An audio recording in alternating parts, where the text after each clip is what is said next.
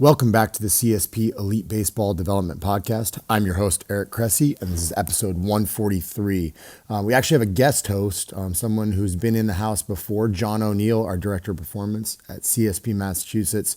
As we get to the holidays and the crazy busy off-season of baseball, he's chipping in to just help out with some content. Also has a guest who he knows even better than I do. It's a longtime CSP Massachusetts, not only athlete, but also former intern, our first intern ever to make it to the big leagues.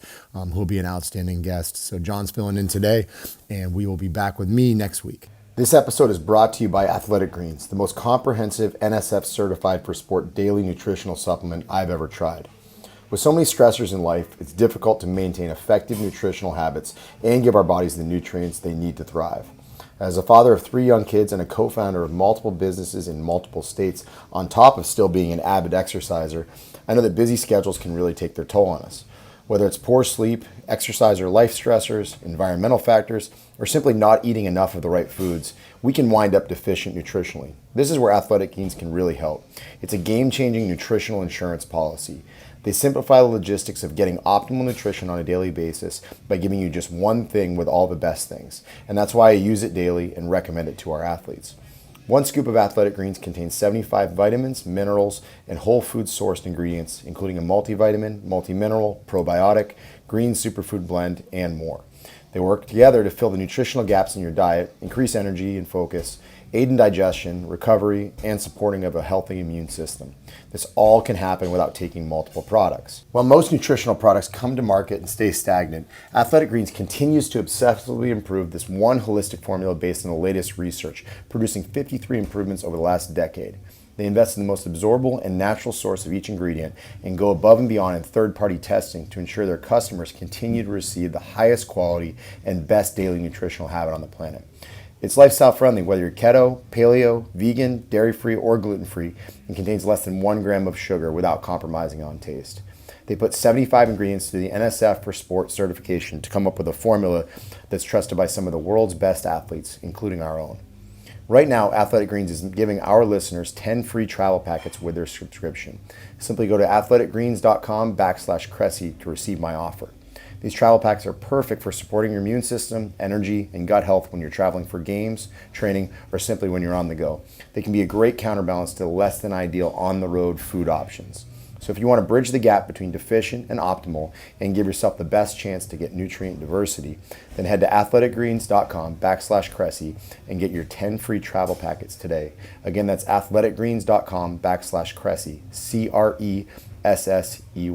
Today's guest is a left-handed pitcher who grew up in Massachusetts and went on to attend Union College. In 2016, he led all of college baseball with a .41 ERA and was named the Liberty League's Pitcher of the Year, Player of the Year, All-Liberty League first team as both a pitcher and a utility player, and a D3 baseball All-American. He was drafted in the 30th round of the 2016 MLB draft by the Toronto Blue Jays after some time in the Cape Cod Baseball League. During his minor league ascent, he was on the roster for Team Israel at the 2017 World Baseball Classic, and he is slated to play for the team at the 2023 World Baseball Classic. In 2019, he obtained Israeli citizenship and pitched for Team Israel in baseball at the last Summer Olympics in Tokyo. After 5 minor league seasons, he was selected by the Miami Marlins in the AAA phase of the 2020 Rule 5 draft. He went on to make his major league debut with the Marlins on July 31st, 2022, and followed it up with 6 more appearances over the course of the season. He's also CSP's first strength and conditioning intern to make it to the big leagues. Please welcome to the show, Jake Fishman. Welcome to the Elite Baseball Development Podcast. I'm your guest host, John O'Neill. This is my 6th episode guest hosting this podcast. Previous guests include, in no particular order, Ty Terrell, Lee Taft, Derek Hansen, Eric Yavarone, and Zach Dakant. Today, I'm actually joined by the first one I've done with a player, guy I've known for probably about the last 5 years or so. It's my pleasure to bring to you guys Jake Fishman of the Miami Marlins. Jake, how you doing today? Doing good.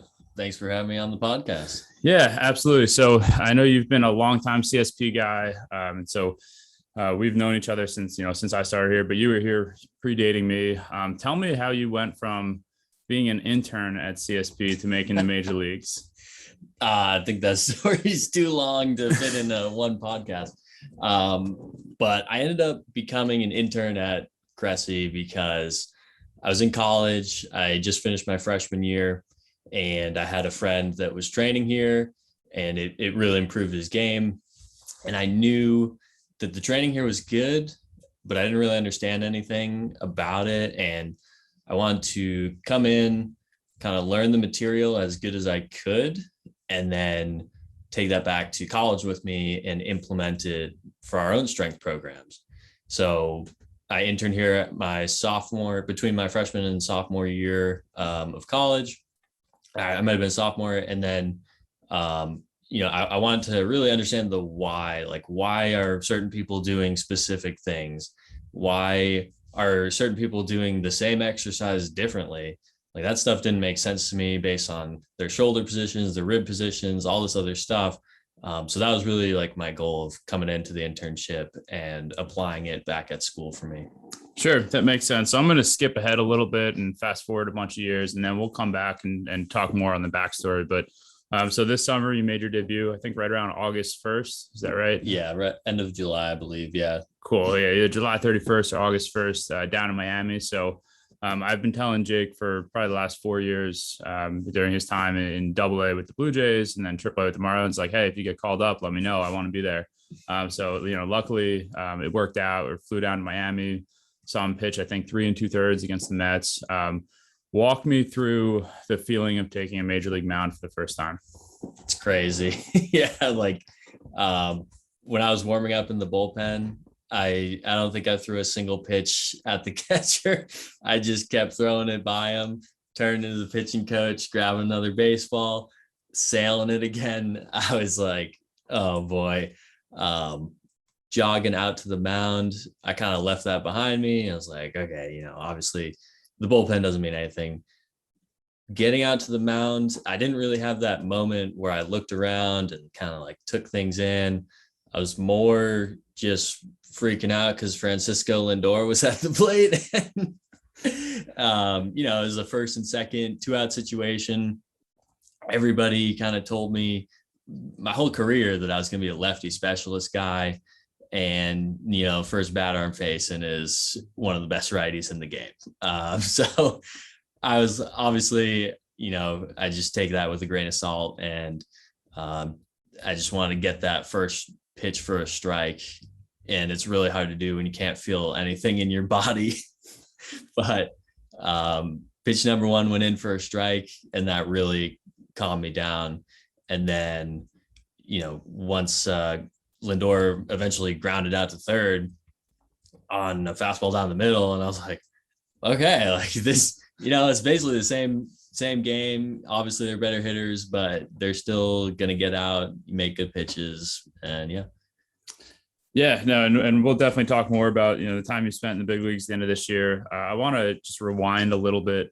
We'll go kind of talking through, coming up and being a guy who was not highly recruited, becoming a Division III baseball player, later round draft pick, et cetera. So I think this will be a really good message for a lot of the high school kids that you and I know around here, but also everywhere. It doesn't always matter what your perfect game rating is when you're 15.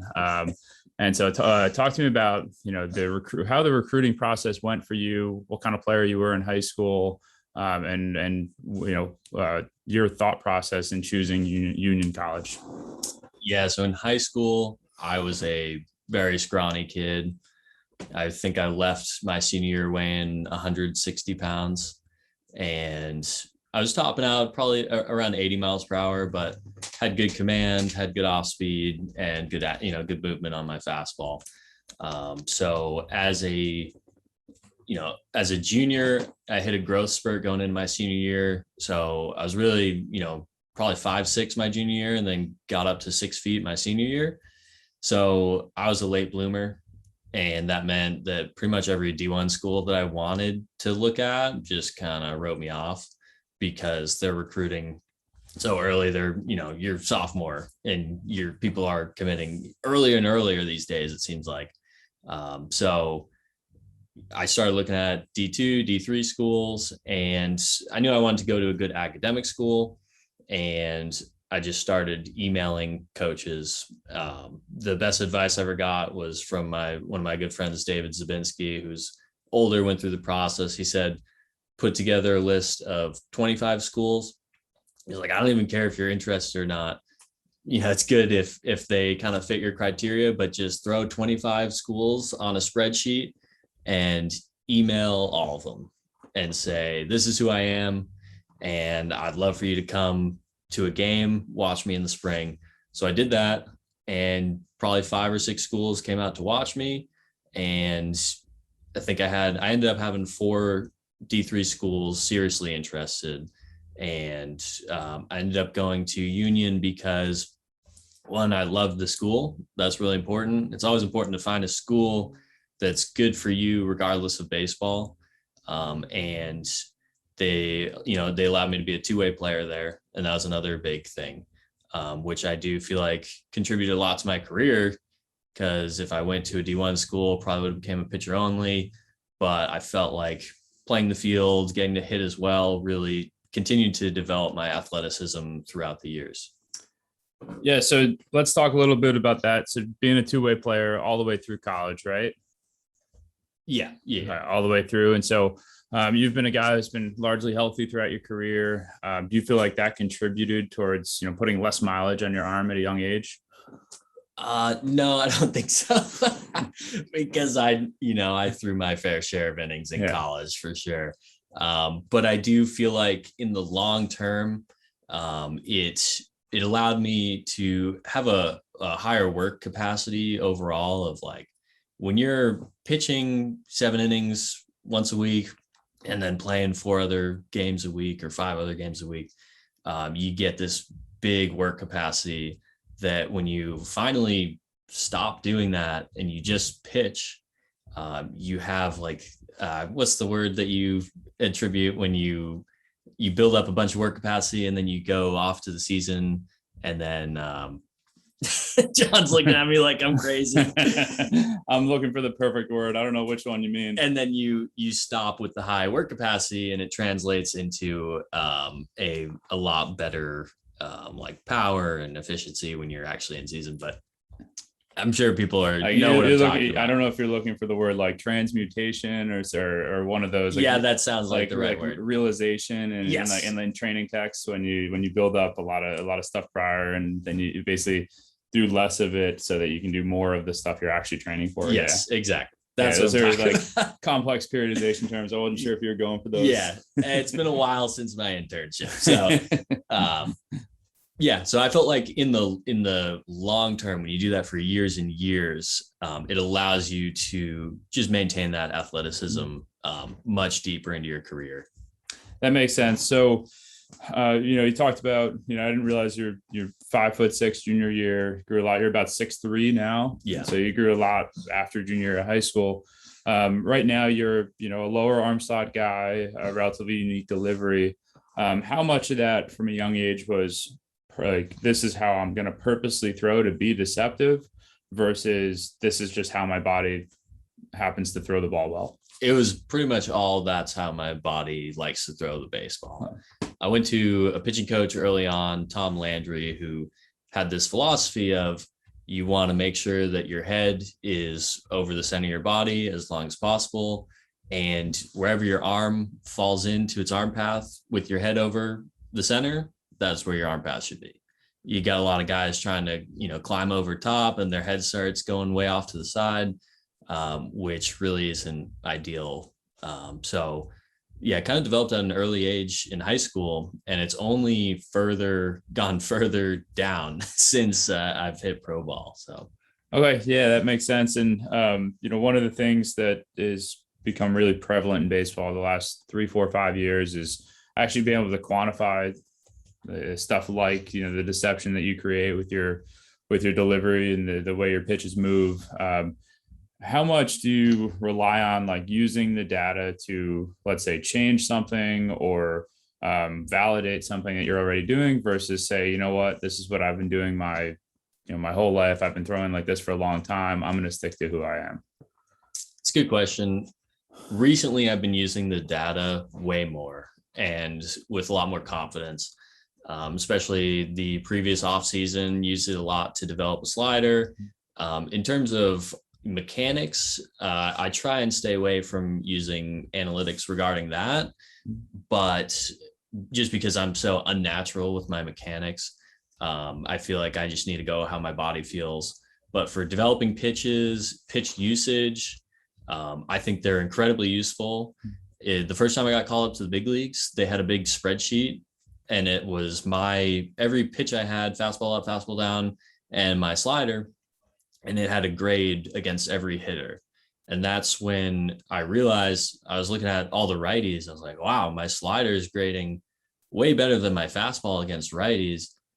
Why aren't I throwing more sliders? And because this was a new slider for me. So when I eventually went back to AAA, I was like, I'm just going to hammer sliders. And it worked. So I think the analytics are really good up to a point. You can't let them get too overwhelming and too much in your mind. But just to get good philosophies and a good plan against hitters, I think they're very useful.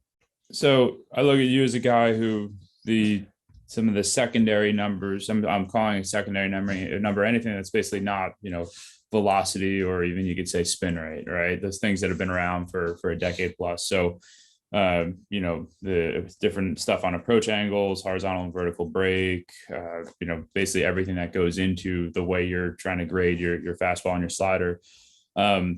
You're a guy who those secondary numbers have helped in terms of validate, like, all right, the success that you've had. Prior to, having access to all that information, was there a time in your development where you're like, man, I have to throw harder because that's all anyone's asking me about? Because I know right now you're a guy who you kind of live between 87 and 90, and probably been that way for the last 4 or 5 years would be my guess, as far as I know. But talk about the frustrations versus thoughts on, like, everyone keeps just telling me I need to throw harder. So every offseason I go into it with the plan that I'm going to come out sitting 90, 92, because you kind of have to, just to, like, make sure you're working hard. But I used to be a lot more stressed about it. Yeah. Now I'm like, I know I don't need to be 90, 92 to be successful. Mm-hmm. Would I be a better pitcher? Maybe. It's still kind of up in the air, because I don't know the impact that extra velocity is going to have on the movement of my fastball. So a lot of people used to tell me, we got to get that velocity higher. And then now that the analytics have kind of worked into the game, it's actually saying that my fastball at 87 and 90 is above big league average. So just because of the movement on it. So I'm pretty happy with where my fastball's at. I'm definitely not stressed anymore about getting extra velocity on it. So sure. How would you educate, like, younger pitchers in that thought process? I know, like, we started this talking about how you interned here. I know you've coached kids. I think the summer where there was no minor league season with COVID, you're coaching all summer. I've seen you coach kids here. How do you kind of educate kids on the importance of, like, you need to throw hard, but you also need to learn how to pitch? Where's that line for you? Yeah, that's a difficult line, because I really have a tough time defining how important those analytics are for kids in middle school, high school. I think in college, that's kind of where you can really start to hammer. Maybe in high school, maybe like a few kids that are kind of far more advanced and know who they are as a pitcher. I think that's probably the most important thing, is just knowing who you are as a pitcher to leverage that and become more successful. If you don't know who you are as a pitcher, none of that stuff's going to be able to help you.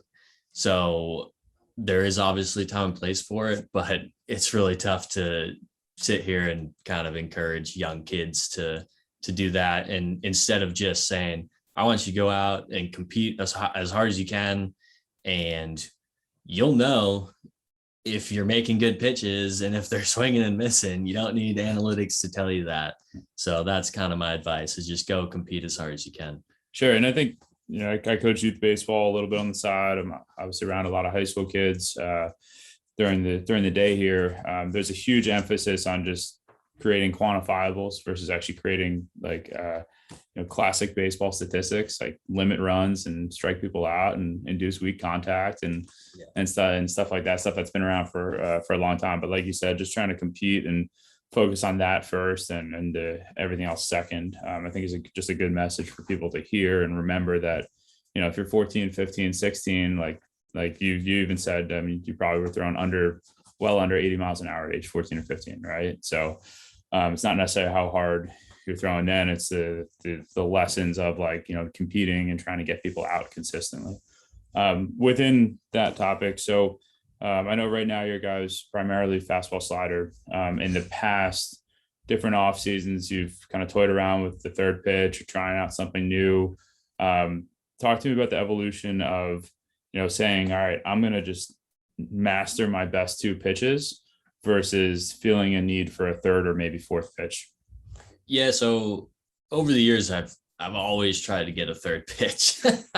It's so hard. People might not realize how difficult it is to get a third pitch that's actually a big league pitch. So as a reliever, you really only need two pitches. And to be honest, if you have one pitch that's good enough, you only need one pitch. And then a second pitch that's kind of mediocre to get them off the first pitch. But I knew early on, as soon as they moved me to the bullpen, I just kind of told myself, I'm just going to master this sinker and the slider, and that should be enough. And obviously, the higher I've gotten up, the more useful I would say a third pitch would be, more specifically to righties, because that's obviously my downside. And now I feel like because we have access to a lot more equipment to see the analytics behind pitches, I think developing a third pitch will be easier. It's been a while since I've tried to throw a real changeup over the offseason, but I wasn't using TrackMan data. I was just throwing my changeup over and over. Who knows what it's doing? So now that I think we have this TrackMan in here and we have access to this data, I think it could be a lot more successful, spending 3 solid months trying to develop a third pitch. Sure. So while we're on the topic of, we've talked a lot about data and more specifically towards pitching, but, we've been around each other in the off seasons for probably about 5 years now. I'm not a big tech guy, and so we don't really talk a whole lot about that. But when you made the major leagues this summer, everything's posting that this is the IT guy. That's what Twitter is blowing up about in regards to your name. So talk to me about, your kind of off the field interest in technology, where that started, what you do in your free time and in the off seasons for fun. Yeah. So I became the IT guy in AAA this year. I love tech, but people started having some tech problems in the clubhouse. I helped them out. Next thing I know, I'm the IT guy. I managed the iPad in the bullpen with the TrackMan data for the game. When the Wi-Fi cuts out, people look to me to fix it. I'm like, it's the freaking Wi-Fi. What am I supposed to do? But yeah, I became known as the IT guy. In more recent years, I've become more interested in technology, more specifically like coding. I did take a few coding classes in college, and then over the pandemic, I got more heavily into it. It started with some simple automations on the computer, and I just find that interesting for whatever reason, just automating your workflow to make things go faster. And it eventually led me into developing an app on MacBooks. So if you have a MacBook Pro with a touch bar on it, I made an audio visualizer that will display on the touch bar. And it basically shows the waveform of the audio going through your Mac. You can customize the colors and all this other stuff. And so it's a pretty cool app. That's what I like to do in my free time. I also love video games. My girlfriend hates that, but I love playing video games with my friends. And it's a good way to stay social. So yeah, no, that's awesome. I think, you've always been a guy who your interests are not just within baseball. Having said that, you can hear that, like what I just said, and think like, oh, maybe he's not as invested or locked in or whatnot. Like you're as locked in to the process of getting better as anyone we have here. I know, I think it was the second year that we worked together. I think it was 18, maybe 19, probably 2018. Like you were in here the day after the season ended, right? And so I don't think you've had more than a week in between end of the season and coming in. You've always been, 4, 5, 6 days a week, pretty much the whole time, and really getting an early head start on the off season. So talk to me about, your, I guess, mental process of what an off season looks like for you and what you're generally trying to accomplish. Yep. So I remember earlier on in my career, I would love getting right back in the weight room like the day after. Now I like to kind of take probably a week off and then get back in here, just because the seasons have gotten longer recently. The big league season is longer, so that mental break is really useful, to build up that urge to get back in here a little bit, and then you're hitting it hard. Over the off season, generally the process I follow, and I mean, you write my program, but the process, I know my thought process for your programs. I want to hear how you go into the off season. Like, what do you expect? Yeah.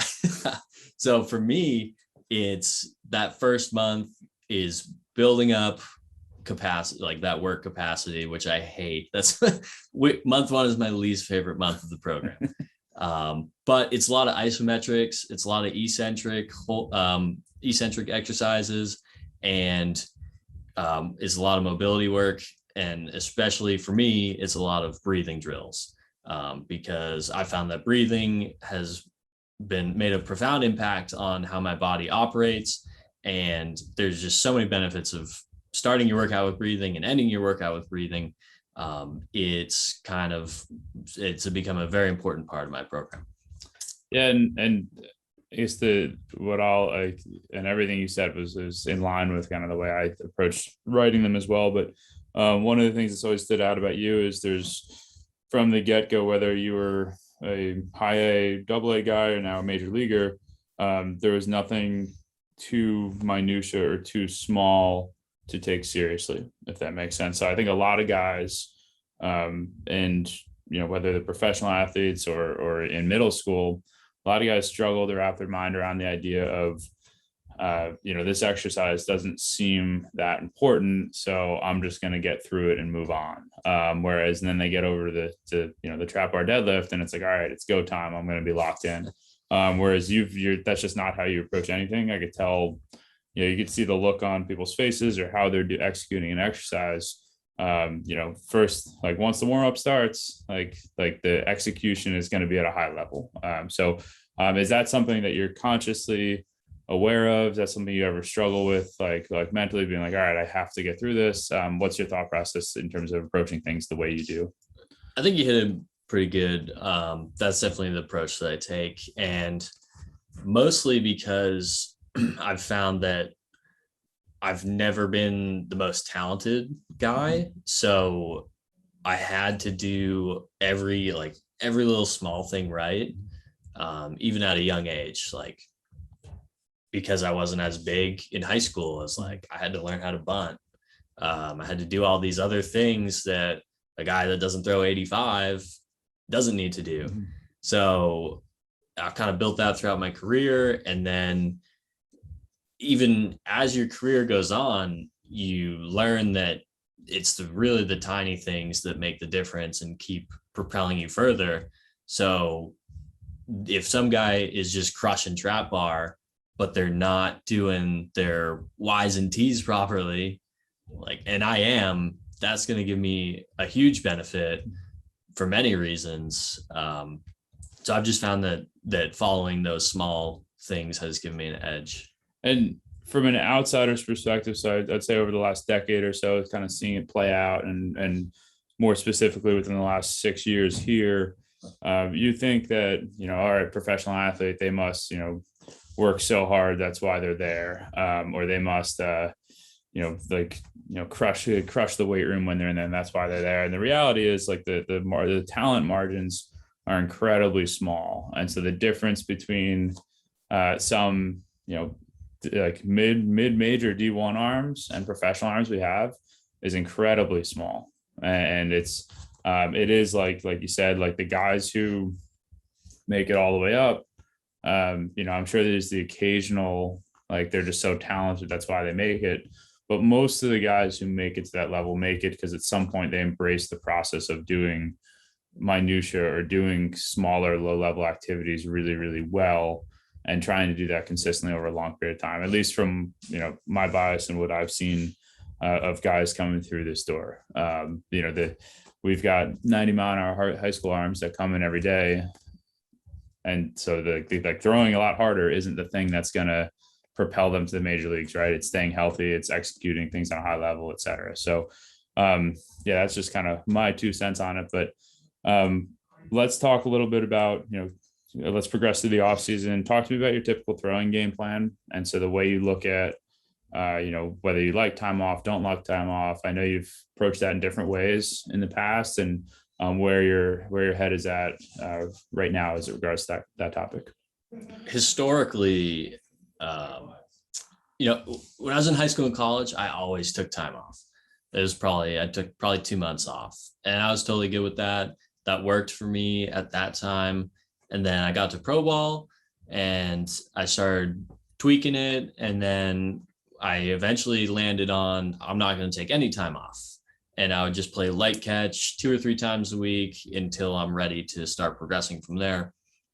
Until last year, which was the longest year I've had. I threw a ton of innings and I was just worn down by the end of the season. So I ended up taking 6 weeks off, and I felt great. It felt way better than what I remembered. So this off season, I'm going to take probably 4 or 5 weeks off again, and then progress from there. We interrupt this episode with a quick reminder that this podcast is brought to you by Athletic Greens. It's an NSF certified all-in-one superfood supplement with 75 whole food sourced ingredients designed to support your body's nutritional needs. I use this product daily, and a ton of our athletes do as well. Head to athleticgreens.com/Cressey and claim my special offer today for 10 free travel packs with your first purchase. I'd encourage you to give it a shot too, especially because of this great offer and because it gives you peace of mind knowing that you're covering all your nutritional bases. Again, that's athleticgreens.com/Cressey, CRESSEY, to get that special offer. I think the cool lesson there is, you've been throwing it at high levels. So whether it's college baseball, the Cape Cod League, the Olympics, which haven't been talked about, minor league baseball, now Major League Baseball, for almost a decade at this point, going back to the start of college. And so it is worth your time to kind of figure out what works for you. Don't just read, what somebody says and say, all right, that's what I have to do.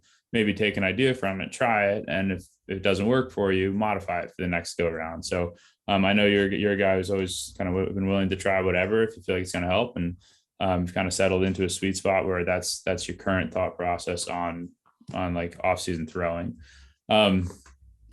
Let's talk about, so in season. So we talked about doing things in the off-season really well, sticking to like a very process-oriented approach, like executing whether that seems important or not, the exercise as well as you can. What kind of things do you do in season to keep your body ready to go? You're a guy who you might be facing 3 hitters, you might be throwing 3 innings, and your role, and you could come in the 3rd inning, you could pitch the 9th. So it is a little bit of a challenging role in that regard. You don't always know what it is. And so what is your typical like day-to-day or week-to-week training / health setup look like in season? Yep. So recently, probably over the past 3 years, I've really locked in what my training and recovery looks like. And just a side note, I feel like that is probably one of the most important things that anybody can do, is just lock in their routine for recovery, most importantly, and then secondary training, just because recovery, I feel like you got to stay healthy on the field first. So I'll pitch. If I throw 1 inning or like a light workload, then I will do a light lift right after the game. And then I will do the BFR, which is a blood flow restriction machine. I'll hook it up onto my arm and I'll do my arm care with it. And basically what that does is cuts off the blood circulation to your arm, and that will make your exercises more difficult without actually adding the stress of like doing more weight. And I found that to be incredibly useful over the years. When I started doing the BFR, I actually tracked how it affected my recovery. And I found that it cut off an entire day worth of recovery in just like how I felt. So that was really cool. It was cool to track and see, because that was one of my main problems coming up the system was I was pitching well, but it'd take 3 days to recover from like one inning or 1+. And I'm like, that obviously that's not going to get it done at the higher levels. So incorporating that was really big for me. If I throw a heavier workload, then I might lift that night depending on how I feel, or I'll lift the next day and it'll be a heavier lift because I know I'll have, at least a day or two off to kind of get back into it. Cool. Yeah, that makes sense. What about on the manual therapy, dry needling, soft tissue side? What do you value? What have you tried and not liked? What's your current thought process on that? I'm really big on dry needling. All soft tissue work is really good, but I've found especially that dry needling is very effective for me. And I feel like, there's probably a couple different reasons. It doesn't work for everybody, but my body is very tense and my nervous system feels like it's always active. And the acupuncture and the actual like spasms that it causes in my muscles makes my body relax. And that has had a really big impact on me. So huge proponent of dry needling. If it works for you, it can fix a ton of different stuff. And it's kept me on the field, really, is what it's done. Yeah. Sure. Yeah. Let's talk about, so you're a guy who, like you said, you try to take as good a care as yourself as you can. I think a lot of younger pitchers especially have trouble kind of finding the line between this hurts and this is sore. So what's your kind of line of communication to younger pitchers when they're saying like, hey, like, what if your arm's sore? What if it hurts, et cetera? How do you try to educate kids on that? That's a good question, because that is a very fine line. And you have to deal with that a lot in pro ball, especially because it's like, okay, do I really want to tell my trainer about this and potentially get shut down? Or is this something that I could kind of work through? And for me, if you are playing catch and it feels like it's more than just a little bit, and it is preventing you from playing catch to your fullest, that's probably where you want to step back, maybe talk to the trainer about it, and go from there. If it's okay, I'm feeling it, but I can still play catch, and I can still probably let one rip and it's okay, then I would say you're probably in an okay spot. You can still talk to the trainer and get some treatment on it, but it might not be a drastic problem. There's definitely been many times in my career where I've went outside, played catch, thought to myself, I'm screwed. Like my whole year is about to be over. And then a couple days later, I'm like, oh, okay, I'm fine. Like, that was just a panic attack. Sure, that makes sense. And so part of your stories, we talked about being a guy who wasn't highly recruited, going to Union College. While you were at Union, so I want to try to cover all the steps before we're done here. While we were at Union, how did you wind up getting to the Cape Cod League for a summer? So as a D3 player, it's definitely a lot more difficult to get into the Cape League. Any summer league, generally how it's going to work is you go to your coach and it's got to be early. That was, thankfully one of the older guys on my team was like, hey, do you want to play in the Futures League? You got to talk to him now. It was like the first week of school. I'm like, oh, okay. And so he called the Futures League, got me on the Brockton Rocks. You really have to do it early in the fall because those roster spots fill up really early. So after my sophomore year, I think it was in the summer, I was just telling my coach, can you please call the Cape? And he's like, hey, because I was having obviously success. I was throwing hard.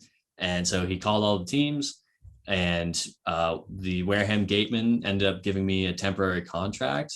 So it's much better if your coach can reach out. I've had other people, like players, that reach out personally to these teams. Maybe they don't have like a great relationship with their coach. And usually they don't get a response, but if you can get your coach to reach out and recommend you, then that is going to be a huge help.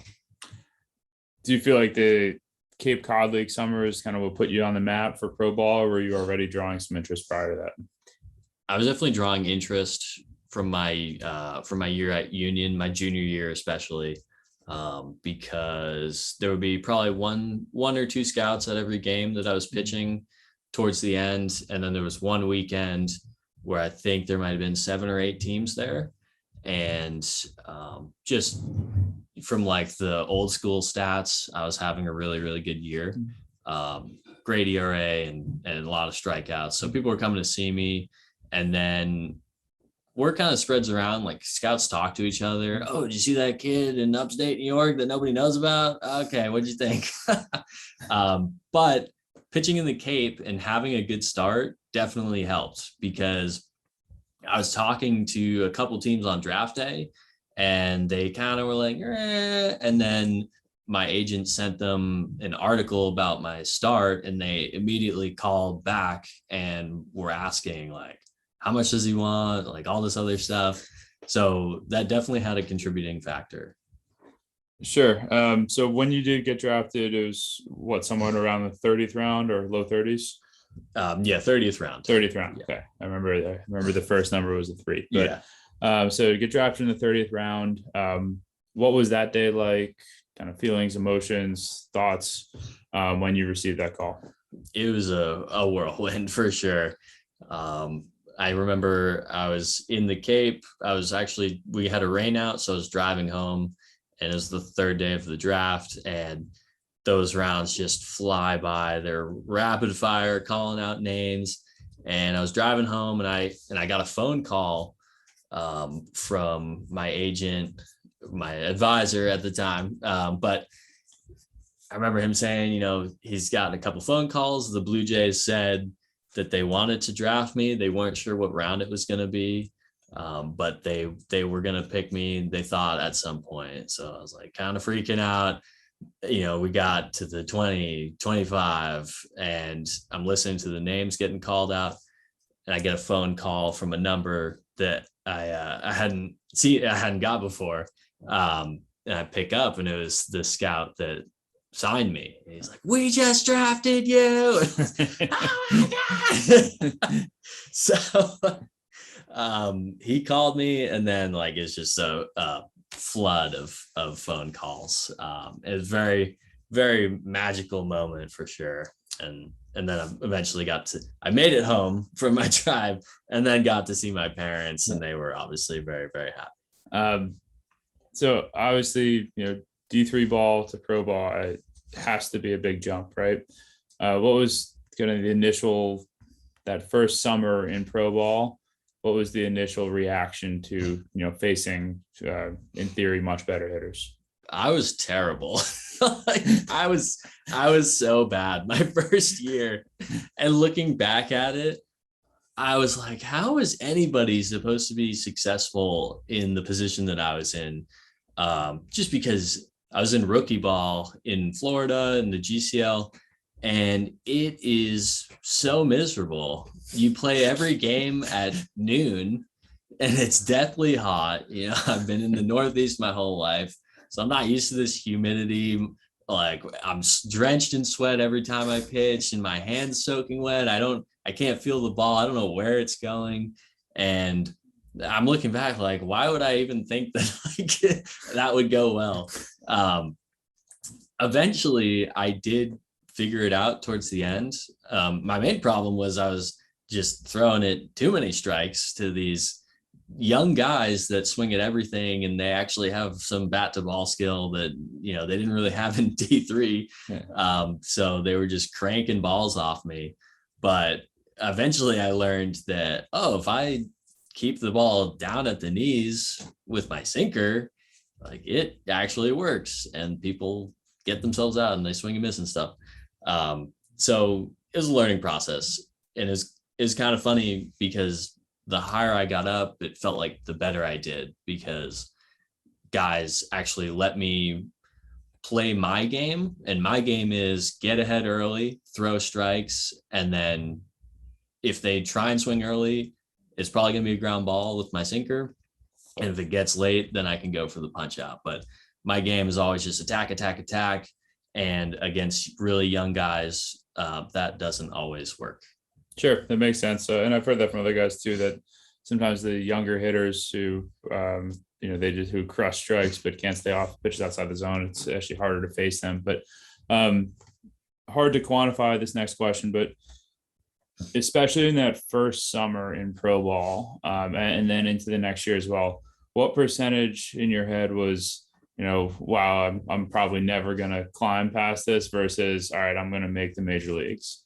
After that first summer? Yeah, like within that, look, you can go first summer, and then how your thought process on that changed over the years. Yeah. After that first summer, I knew I was terrible, but I still had this thought, like, I don't even care. Like, I'm going to make it for whatever reason. But, the next year I came in and I had an amazing year.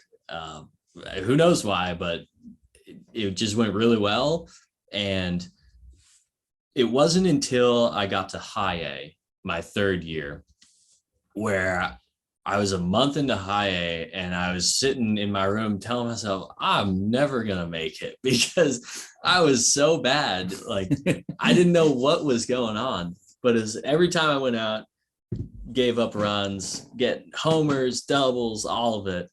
And finally my pitching coach comes up to me and he's like, we're going to throw off the mound right now. I was like, okay. And he put up a rope, and he wanted me to get my sinker to down, like a true down. He's like, if you can get your sinker here, it's nasty and it's gonna work.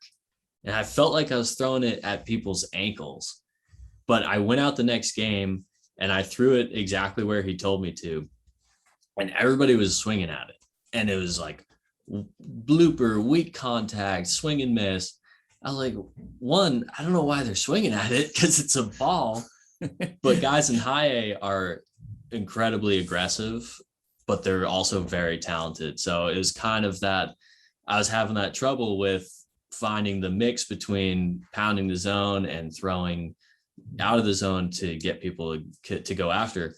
So as soon as I started doing that, I was like, wow, it actually works. And I can throw my slider off of it in the dirt and people still swing. And it was a big learning moment for me. And after that first month, is like I went back to dominating. And then it wasn't until, double A the next year went really well, just following that same strategy. And then I hit triple A, and it wasn't the thought of I'm not going to make it, because I was so close, but it was, I'm not good enough right now to make it. And I had to really reassess my strategy as a pitcher after that season, develop the offseason plan, and then attack the next year, which was this past year. And then that is what got me to the big leagues. Yeah. So, and you mentioned it earlier in the conversation, like you made it basically, my understanding, from college up through AAA with the same pitches, same stuff, right? Yeah. Or same trying to throw pitches in the same way. And then after year one in AAA, I remember you came back, we talked a lot about it, talked with Jordan Krause, our pitching coach, did a pitch design consult drive line, and brought some of that information back to us, and basically just overhauled your slider. So, which is the one you're using right now. Was it more like in terms of making the decision to change your stuff that had worked for you for almost a decade, right? If not more. Was it a decision of, I'm failing with this, so I need to change it? Or was it I'm okay, but not quite good enough? Yeah, I think it was more I'm okay, but not quite good enough. Yeah. And I remember just like looking back at my first year in AAA, my slider played completely different. And I attribute that to the big league balls that we used, different than the minor league ball. It's going to move differently. The velocity was a little bit different. And it just wasn't the same pitch that I had for 10 years. And I knew that I had to, I can't just rely on my sinker. My sinker is my best pitch, but it's not good enough where I can just throw sinkers all day long. People are going to adjust and be able to hit it. So I went out to Driveline, and basically what they said was, right now I'm throwing a gyro slider, and because my sinker has so much movement on it, if we can get your slider to become a sweeper, then that should be pretty successful. So I think I threw pretty much one slider out there that swept. I'm like, that's it. Came back to Cressey, and then all off season was just basically sitting there ripping sliders, trying to recreate that sweep, and just working with Jordan and fine tuning it, getting the velocity where we needed to be, and took that, brought it to the season. And I haven't brought a new pitch into the game in 10 years. So I was like, I have no idea what to do. Like, I don't know what to expect. I threw it in spring training. It was amazing. I was, it was crushing hitters. They had no idea what to do with it. Get to the season, and probably a month into the season, it just went bye-bye. And that's one of the things about developing a new pitch is if over the course of the season, we're constantly trying to maintain our pitches and obviously slight improvement. But if you don't have this pitch and you haven't been throwing it for a long time, you don't know how to maintain it, and you don't know what you need to do to get it right every day. So it just went bye-bye. So I had to spend a whole month trying to figure out how the heck to get this pitch back. And then that led me to developing a routine to maintain that action and the velocity and how I wanted it. And then once I got in stride, that's basically kind of right when I got called up for the first time. Yeah, no, it's super interesting. And one of the big themes to me of this last 45 minutes or so has been like a mix of a belief in yourself versus a willingness to try anything. Like a willingness to try anything doesn't mean you don't believe in yourself, right? Because you've talked about how even in as a 30th round draft pick from a D3 school, you had a strong belief that you were going to make it, right? And a belief that you should be pitching in the Cape Cod League, and a belief that you should have been a D1 player coming out of high school, right? And stuff like that. And so sometimes people blur those lines where they think if they're changing something, that means it's because they don't believe in themselves. But you're a guy who like walks that line really, really well. So as we're coming, close to the end here, talked a lot about pitch design, talked a lot about your off-season process. What's next for you? Like, what are things you want to continue to work on, and where do you hope to see yourself, or what do you hope to see yourself developing into over the next few years? Definitely. I'm going to continue to try and develop a third pitch, utilizing the technology that we have to kind of track the progress, and then, kind of repeat the same process, take it into spring training, and I'll probably try and develop a routine earlier for that pitch just to make sure that I don't lose it randomly mid-season. But I want to continue to get stronger, and I want to continue to develop my in-season training program. It's very difficult to train, especially towards the end of the season, hard because your body's so tired. And every year I tell myself, I'm not going to back off training this year. I'm going to come into this off season and I'm going to be just as strong as when I started. And by the end of the season, I'm like, I can't train. Like my body's trash. So one of my goals is to try and minimize the deterioration over the course of the season so that when you start your off-season training, you don't have that week one of, wow, I can't move because I just trained and my body really hurts. It's so hard to do. The main thing that I found that minimizes that is getting in here quickly, not taking too much time off. If you take 2, 3, 4 weeks off, I mean, one, you're just falling behind, but two, you're expanding that time that you haven't been training for, and it's only going to make week one hurt, and then it's probably going to make week 2 and week 3 hurt too. So that's one of my goals. Awesome. Yeah. And then we talked a little bit about your off-field interests. What are you working on right now outside of baseball in your free time? Or what's the current passion or hobby?